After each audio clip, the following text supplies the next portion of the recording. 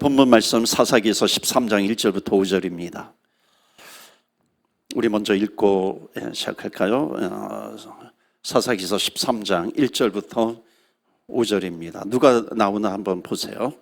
우리 다 같이 읽어요. 1절부터 시작. 왜 목전에 악을 행하였으므로 여호와께서 그들을 40년 동안 블레셋 사람의 손에 넘겨주시니라. 소라 땅에 단 지파의 가족 중에 마노아라 이름하는 자가 있더라. 그의 아내가 임신하지 못하므로 출산하지 못하더니 여호와의 사자가 그 여인에게 나타나서 그에게 이르시되 보라, 내가 본래 임신하지 못하므로 출산하지 못하였으나 이제 임신하여 아들을 낳으리니 그러므로 너는 삼과 포도주와 독주를 마시지 말며 어떤 부정한 것도 먹지 말지니라. 보라, 내가 임신하여 아들을 낳으리니 그의 머리 위에 삭도를 대지 말라. 이 아이는 태에서 나옴으로부터 하나님께 바쳐진 나실임이 됨이라. 그가 블레셋 사람의 손에서 이스라엘을 구원하기 시작하리라 하시니. 아멘. 누가 나옵니까? 어떻게 하세요? 여기 나오지도 않는데 단어가. 사사 입다에 의해 가지고 지금 사사 시대 삼손이 나옵니다. 삼손 굉장히 유명하죠. 유명했고 그렇지만 또 문제도 많았던 이 삼손의 스토리가 지금 이게 13장인데 13장, 14장, 15장 계속해서 이어서 나오는데 오늘이 이제 그 서막입니다. 그 1절, 2절 이렇게 쭉 읽었는데 여러분 사사기의 패턴이 있잖아요. 이스라엘이 또다시 하나님 앞에서 악을 행해요. 하나님께서도 블레셋이라고 하는 나라를 들어서 식민지 삼습니다. 블레셋 손에 넘겨요. 자그마치 40년 동안. 그러니까 블레셋으로부터 고통을 당합니다. 그리고 2절에 삼손의 아버지 마노아가 나옵니다. 처음에는 임신하지 못했어요. 출산하지 못한 상황이에요. 그런데 3절에 보면 여호와의 사자, 천사가 나타나서 아들을 낳게 될 것이다 라고 하는 말씀이 나옵니다. 3절 보시겠어요? 3절 보여주시면 마지막 부분에 이제 임신하여 아들을 낳으리니 이제 삼손 얘기하는 겁니다. 그 가정에 하나님의 생명을 주실 것을 약속하고 있는 겁니다. 그리고 4절, 5절은 이 아이를 위해서 어머니에게 특별히 부탁하시는 부탁하는 하나님의 계획이 있습니다. 그게 뭘까요?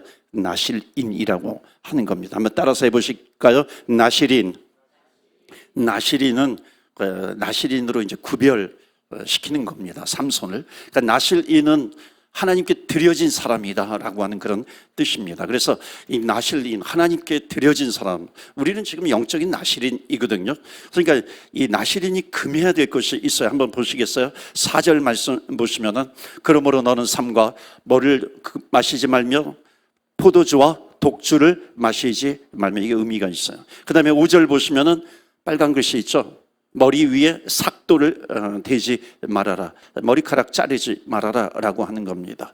그래서 이제 왜냐하면 나실인이 됩니다. 그 나실인으로 들여진 사람들의 특징이 있어요. 포도주와 독주를 마시지 말라. 머리카락을 자르지 말라.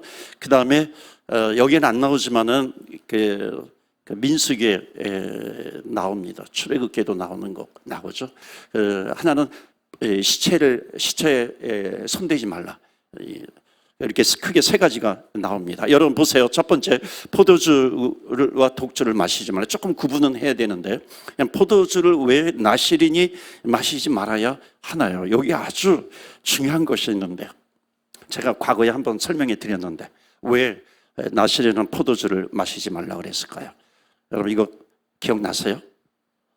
이거 기억나시면 기적이죠. 미러클, 아까 우리 미러클 찬양했는데 이건 미러클이, 아까 그 찬양을 우리가 또 하면 좋겠어요. 이따가 그 찬양하면 막 이렇게 아주 막 이게 가슴이 터질 것 같아요. 이렇게 그 한국말 가사도 좋아요. 그런데 영어 가사는 더 좋은 것 같아요.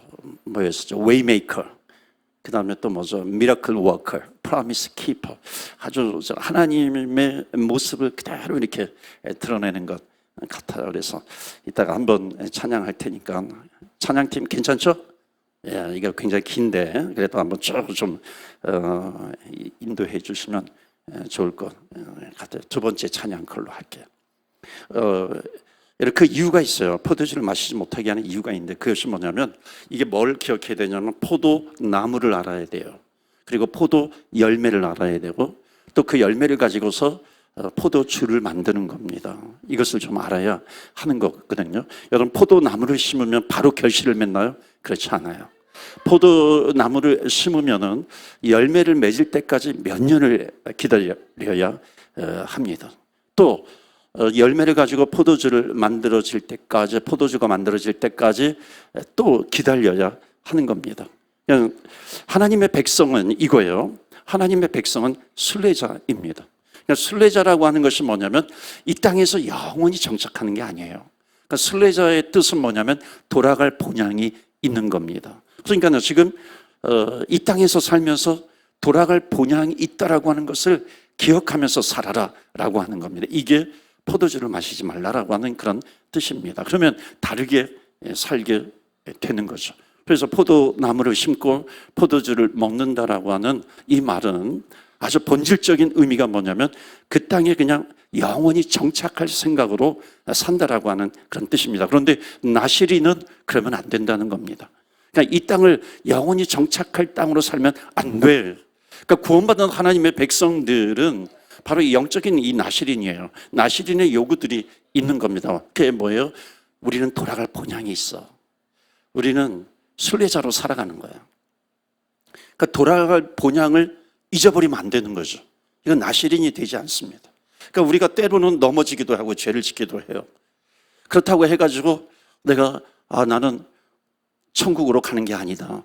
이렇게 생각하지 말라라고 하는 겁니다. 우리는 돌아갈 본향이 있다라고 하는 것을 늘 어느 순간이든지 놓치지 말아야 한다는 것. 놓치면 다시 붙들어야 하는 거죠. 그래서 그런 게 있어요. 머리에 삭도를 대지 말라. 머리카락을 나시린으로 들여주면은 머리카락 자라나는데 삭도를 대지 말라. 여러분 이게 무슨 뜻일까요? 머리에 삭도를 대지 않으면 계속해서 머리카락이 자라나잖아요. 그럼 보세요. 멀리서도 보면은 저 사람이 나시린이구나. 알까요? 모를까요? 머리를 계속해서 길러요. 알아요.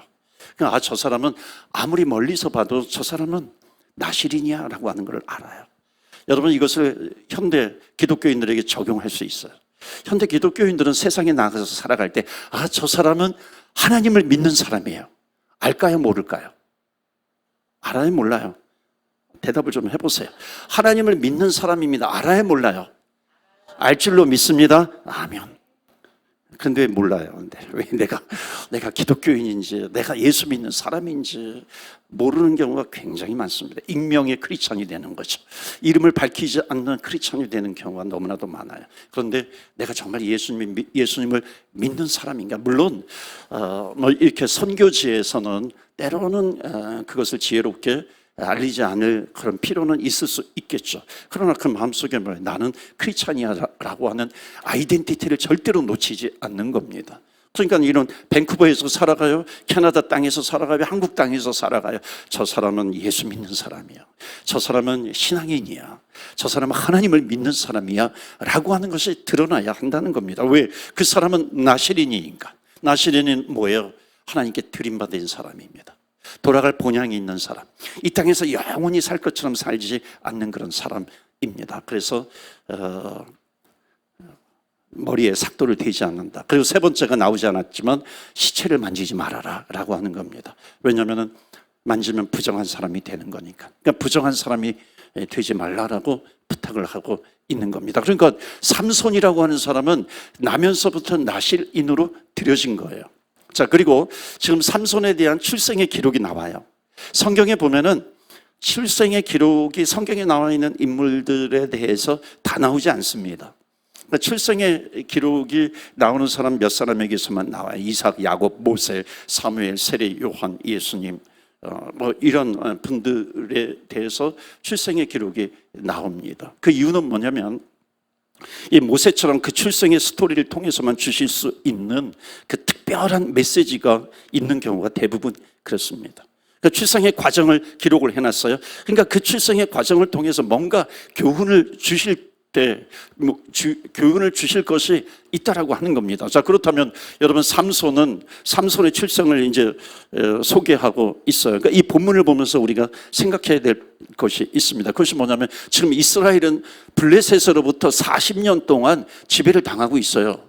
40년 동안 지금 괴로운 고통을 당하고 있을 때 삼손을 태어나게 하신 겁니다. 그러니까 여러분, 한 사람의 인생을 이 세상에 태어나게 하실 때 여러분 한번 질문에 대답해 보시겠어요? 하나님께서 준비를 많이 하시고 태어나게 하실까?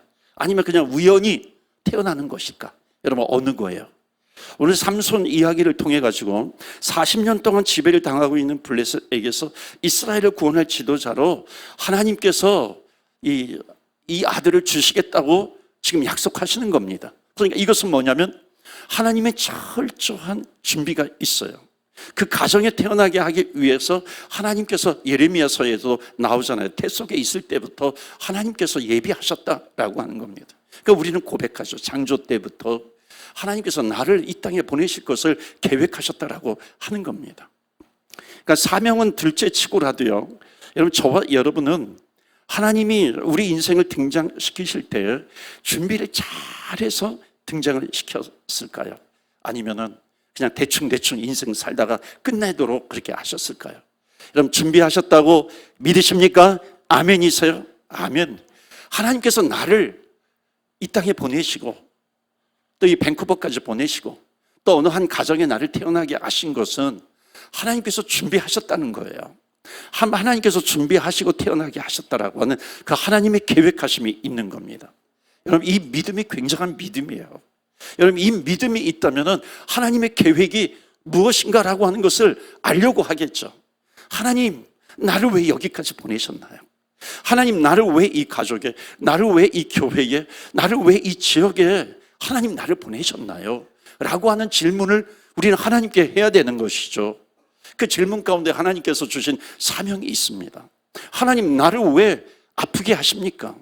하나님, 나를 왜 아프게 하셨다가 이 고통 가운데 있게 하셨다가 왜 나를 낫게 하셨습니까? 그 모든 것 속에 하나님의 계획하심이 있는 겁니다. 그러니까 하나님께서 나 한 사람의 인생의 목적을 위해서 준비시켜서 출생케 하셨다라고 하는 이 믿음이 있다면 보세요, 우리가 얼마나 놀라운 사람이에요. 내가 그냥 대충 살 사람이 아니라고 하는 겁니다. 다시 한번 질문 드려볼 거예요. 하나님께서 삼손을 지금 준비하셨다 그러는데 그 가정에 마노아 집에 삼손을 준비하신 것처럼 하나님께서 우리 한 사람도, 저와 여러분 한 사람도 준비시키신 것을 믿으십니까? 아멘이세요? 하나님께서 나를 이 가정에 태어나게 하신 것을 여러분 믿으십니까? 아멘. 정말 믿으세요? 아멘이세요? 우리 이런 믿음이 있어야죠. 우리는 하나님의 말씀을 믿는 사람들입니다. 그러니까 여기에서 주시는 메시지가 있어요. 하나님께서 귀하게 한 사람 한 사람을 준비시키고 이 땅에 보내셨는데, 그렇다면 나는 그렇게 살아가고 있는가? 분명히 하나님의 계획이 있을 텐데, 하나님의 계획이 있어요. 그리고 또 한편은 우리는 이 땅에서 살기 때문에 내가 가지고 있는 그런 현실이 있습니다. 내가 살고 있는 현실.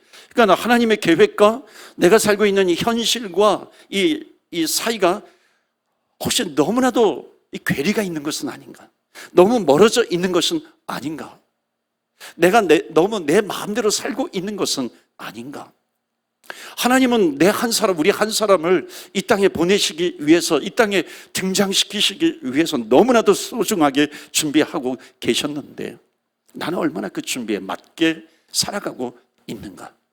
하나님은 이것을 알게 되면 하나님은 내 인생을 통해서 펼쳐 가실 스토리가 있다는 거예요. 믿으십니까? 아멘. 이 스토리가 있는 사람, 그것을 가지고 살아가는 사람, 그 하나님은 이스라엘 백성들에게 지금 이스라엘 백성들을 통해서 출애굽기를 쓰고 싶은데 그 백성들은 그냥 계속해서 애굽의 이야기를 쓰고 있는 겁니다. 이건 우리도 마찬가지죠.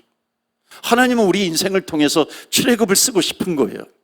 민수기를 쓰고 싶고 광야를 지나서 가나안 땅에 들어가게 하시는 여호수아서를 쓰고 싶은 거예요. 그런데 우리는 계속해서 이 땅에서 영원히 살 것처럼 살아가고 있는 것은 아닌가? 하나님의 계획과 나의 어떤 현실이 너무나도 멀어져 있는 것은 아닌가? 그래서 하나님의 계획을 망각하고 살아가는 것은 아닌가? 하나님은 우리 인생을 통해서 정말 부흥기를 누리게 하고 싶으신데 우리는 방황기를 누리고 있는 것은 아닌가? 방황기를 살고 있는 것은 아닌가? 여러분, 이거는요, 그냥 우리가 내 모든 일을 중단하고 내 인생을 그냥 하나님께 다 바치라, 그런 어떤 뭔가 이렇게 큰 일을 하자라고 하는 그런 얘기도 아닙니다. 이제부터라도 우리는 매일매일 내 인생을 살아갈 때 하나님께 묻는 겁니다. 내가 한 걸음 한 걸음 걸어갈 때에 하나님께 묻자라고 하는 겁니다. 그럼 우리는 기도가 나오게 되어 있어요.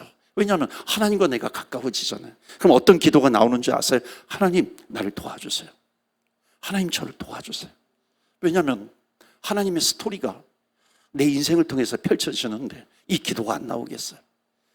하나님의 계획 가운데 내가 살아가야 되는데, 그 계획을 내가 발견했는데 하나님, 나를 도와주세요. 매 순간, 매 시간, 매일마다 하나님, 나를 도와주세요. 우린 기도하며 나아가야 합니다. 그럴 때 하나님께서 우리를 통해서 쓰고 싶으시는 그런 인생의 드라마를 만들어 가시는 줄 믿습니다. 아멘. 그러니까 내 인생을 나 혼자 살면, 내 마음대로 살면요, 우리의 인생은 사사기가 되는 거예요. 사사기가 되는 게 뭐예요? 사사 한 명만 놓고 봐도, 이 삼손만 놓고 보아도 블레셋의 지배를 받고 있잖아요. 그러니까 세상의 지배를 받고 있는 거죠. 악한 마귀에게 지배를 받고 있는 겁니다. 그러나 하나님과 동행할 때 내 인생의 드라마를 하나님이 써 가시는 겁니다. 그럼 내 인생은 찬송이 될 줄 믿습니다. 감사가 되는 그런 인생을 살아가게 되는 겁니다. 이게 하나님께서 원하시는 인생을 살아가는 겁니다. 자, 오늘 읽진 않았지만 뒤에 좀 보여주시면 좋겠는데 13장 24절이에요. 24절 보면 드디어 삼손이라고 하는 이름이 나와요. 24절 우리 다 같이 읽겠습니다. 시작. 그 여인이 아들을 낳음에 그의 이름을 삼손이라 하니라. 그 아이가 자라매 여호와께서 그에게 복을 주시더니. 아멘.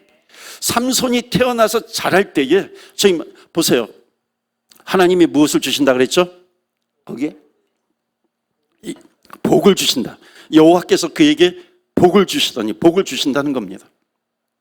그러면 이 구절 계속해서 제가 읽고 묵상하다가 이 복이라고 하는 단어가 성경에 많이 나오는데요, 이 복이라고 하는 단어가 굉장히 중요하다라고 하는 것을 알게 되었어요. 창세기에 하나님께서 천지를 창조하실 때 마지막 날에 이 인간을, 사람을 창조하십니다. 그리고 이렇게 명령한 내용 좀 보여주시겠어요? 1장 28절입니다. 다 같이 읽어요. 시작. 하나님이 그들에게 복을 주시며 하나님이 그들에게 이르시되 생육하고 번성하여 땅에 충만하라. 땅을 정복하라. 바다의 물고기와 모든 생물을 다스리라 하시니. 아멘. 생육하고 번성하라. 이건 땅에서 하는 거죠. 땅에서 살아가는 겁니다. 내 인생을 살아가고 있어요. 땅에 충만하라. 땅을 정복하라. 나름대로 여기에 주시는 선교 복음의 메시지가 있는데 여러 가지 일들이 있어요. 그래서 생물을 다스리라 이렇게 합니다. 그런데 그것만 보면 안 되죠. 그 앞에 이 명령을 주시기 전에 행하신 일이 뭐예요? 사람에게, 그들에게 복을 주시며, 복을 주시기라, 복을 주신다라고 하는 겁니다. 그러니까 이건 뭐냐면 우리가 태어날 때부터 태어나는 순간에 하나님의 모든 사람들에게 무엇을 주신다? 복을 주신다라고 하는 겁니다. 그러니까 이 땅에 하나님께서 계획하시고 보내시잖아요. 서두에도 말씀드렸지만, 근데 계획하시고 하나님께서 보내시는데 그냥 이 땅에 대충대충 우연히 태어나는 것처럼 보내시는 게 아니라는 겁니다. 하나님은 분명히 말씀하세요. 인간을 창조하시면서 복을 주시되, 복을 주신다라고 하는 겁니다. 창세기 1장처럼. 그런데 이 복을 잃어버리는 사람이 너무나도 허다하다는 겁니다. 성경이 무엇을 보여주냐면 사람들은 태어날 때 복을 받으면서 태어납니다. 그리고 이 세상에 보내세요. 그런데 인간이 그것을 하나님의 심판으로 바꿔버렸잖아요. 무슨 얘기예요? 아담 때 태어났지만 태어나는 순간 영생이잖아요. 하나님의 복이 있잖아요. 그런데 아담의 후손들이 영생을 잃어버리고 태어나게 됩니다. 그러니까 사람이 하나님을 떠나는 순간 어떻게 돼요? 저주가 되는 거죠. 그 심판이 임합니다. 그러니까 그 복을 잃어버리는데 그 복을 잃어버린 사람에게 그들에게 복은 하나밖에 없어요. 그 복은 그리스도밖에 없는 줄로 믿습니다. 아멘. 에덴 동산을 잃어버린 사람에게 최고의 복은 예수 그리스도, 주님밖에 없다는 겁니다. 그래서 예수님이 복이구나. 예수님이 복이세요. 그래서 아브라함에게 복을 주시면서 너는 복의 근원이 되어라. 옛날 성경, 요즘 성경 너는 복이다. 복 자체, 복 덩어리다. 이렇게 이야기합니다. 그러니까 이 복이 되리라 라고 하는 것이 뭐랑 연결이 되냐면 너를 통해서 복의 근원이신 예수님께서 오신다라고 하는 거예요. 복의 근원이신 예수님이 오신다. 그래서 너는 옛날 성경에 복의 근원이 되리라. 너는 복 덩어리라. 그러니까 이게 메시아 예수 그리스도와 연결이 되어 있습니다. 그러니까 우리는 누구냐면, 복받은 사람은 누구냐면 예수님을 모시고 사는 사람이에요. 그러니까 예수님을 모시고 사는 사람이 축복의 사람인 줄로 믿습니다. 아멘. 복의 복을 받은 사람입니다. 왜냐하면 이 복은 왜 복의 복이에요? 왜 복 자체예요? 복덩어리고 왜 복의 근원이에요? 왜냐하면 이 복은 뺏어갈 자가 없어요. 누구도 이 복을 뺏어갈 수가 없다는 겁니다. 그것이 로마서에 나오는 것처럼 누가 우리를 그리스도의 사랑에서 빼앗으려. 그것이 어떤 환난이라든지 고통이라든지 적신이든지 세상에서 발가벗김을 당한다 할지라도 이 하나님께서 나에게 심어놓으신 이 복은 빼앗길 자가 없다. 주님께서 말씀하고 있습니다. 그런데 왜 복이 없는 사람처럼 행동하냐 이거예요. 우리는 가장 귀한 복을 받았는데 이 복 받은 사람처럼 살아가야죠. 그 복을 누리면서 살아가야 하는 겁니다. 그래서 오늘 주시는 메시지 다 같이 읽어요. 시작. 하나님이 축복을 부어주시는 자리에 서 있으시기를 주의 이름으로 축원합니다. 아멘. 하나님의 축복을 받은 사람이에요. 그 자리에 우리가 있는 거예요, 이미. 그런데 여러분 보세요. 이렇게 비유할 수 있어요. 그릇이 있는데 축복의 그릇이에요. 하나님께서 복을 주시는데 계속해서 축복에 우리는 그릇이에요. 이미 복이 임했어요. 축복의 그릇이 되었어요. 그런데 복을 주시는데 복을 받지 못하는 사람이 있어요. 두 종류의 사람입니다. 하나는 뭐냐면 우리는 그릇으로 생각을 해보세요. 그럼 어떻게 해놓으면 축복을 받지 못해요? 그릇을 엎어놓으면. 그릇을 엎어놓으면 복을 받지 못해요. 하나님을 떠나면 그 복을 누리지를 못한다는 겁니다. 이미 복이 임했음에도 불구하고 누리지를 못하고 있는 겁니다. 감사가 사라지죠. 찬양이 사라지고 마는 겁니다. 악한 마귀의 놀이터가 되어버리는 것이죠. 두 번째 또 하나 있어요. 또 한 가지 그릇은 정상적으로 놓여 있어요. 지금 축복의 레인, 축복의 비가 막 쏟아지고 있는데 그럼에도 불구하고 정상적으로 놨는데도 축복이 채워지지 않는 사람이 있습니다. 여러분 보세요. 정상적으로 이렇게 놓았는데 축복이 계속해서 쌓여야 되잖아요. 넘쳐 흘러야 되잖아요. 그런데 넘쳐 흐르지 않아요. 다 비워져요. 어떤 그릇이 그렇게 될까요?